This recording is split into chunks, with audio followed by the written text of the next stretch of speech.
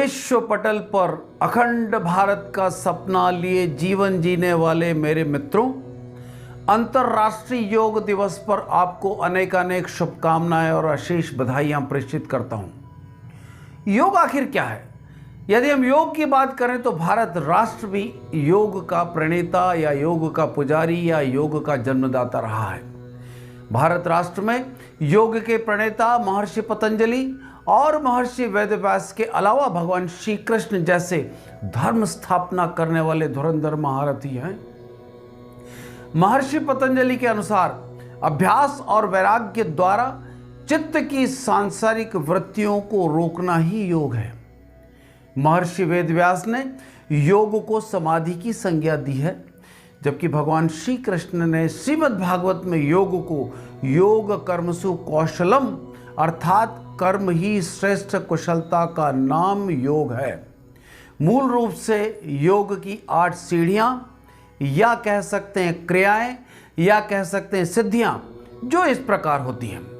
पहली सीढ़ी या पहली सिद्धि यम, दूसरी नियम, तीसरी आसन, चौथा प्राणायाम, पांचवा प्रत्याहार, छठवां धारणा, सातवां ध्यान और 8वीं समाधि है।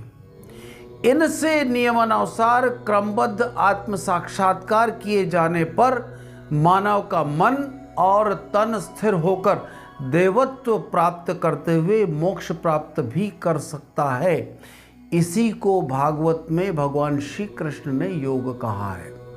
लेकिन आज के कठिन समय में हमें योग के व्यावहारिक अर्थ की बहुत ज़्यादा ज़रूरत है।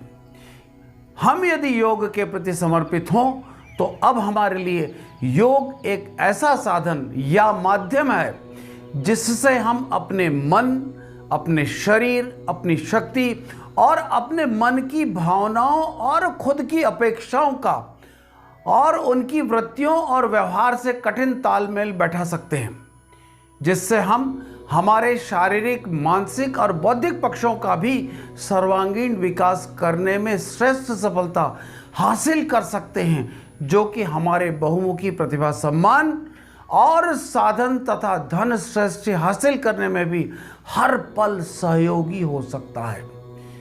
अंतिम संदेश के रूप में मैं आपसे कुछ कहना चाहूँगा। योग करें, निरोग रहें, श्रेष्ठ सुख निरोगी काया और उसी के साथ घर में हो पर्याप्त माया, और इसी से हमारी ज्ञानेंद्रियों और कर्मेंद्रियों को भी मजबूती मिलती है और हमारे जीवन को समग्रता भी प्राप्त होती है। यदि आपको मेरा यह वीडियो लीक से हटकर अच्छा लगा हो तो एक लाइक के साथ आपकी राय का एक कमेंट बनता है, साथ ही एक शेयर और सब्सक्राइब करें और मेरा उत्साहवर्धन भी करें। लीक से हटकर बातों को रखना मैं अपने शगल में, मैं अपने जिद में समझता हूँ, इसलिए लीक से हटकर मैंने इन बातों को रखा है।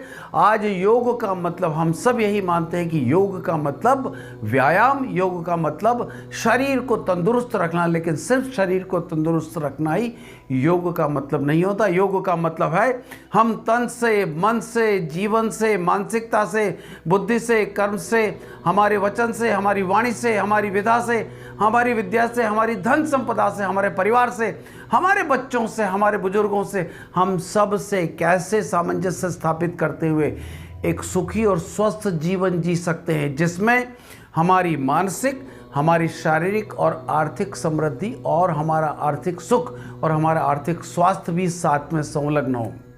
जिसके लिए मैं पंडित जयप्रकाश पालीवाल आपको भोपाल से आपके इन सब चीज़ों के लिए सुनने के लिए और सब्सक्राइब करने के लिए अग्रिम धन्यवाद और साधुवाद प्रेषित करता हूँ। सादर नमस्कार।